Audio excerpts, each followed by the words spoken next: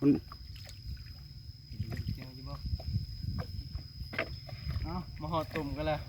เดี๋ยวลงย่ำให้เบิ้งในบ้านนี้ว่าสิได้หรือบ่ได้คือสิถือกี่ดอกพอเพิ่นว่า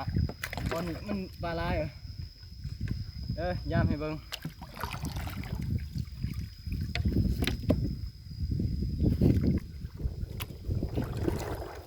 โอ้ยเสียงเลาะมืออยู่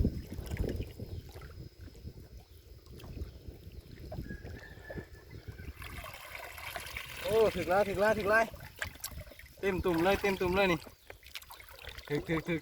ครับที่ตุ่มก่อนท้องด่างประมาณเดียวกันแหละโอ้ถึกลายลิตุ่มเดียวพอเลยถึกขักอะไรพี่น้องเบิ่งขักด้วยนี่กินอยู่บ่เห็น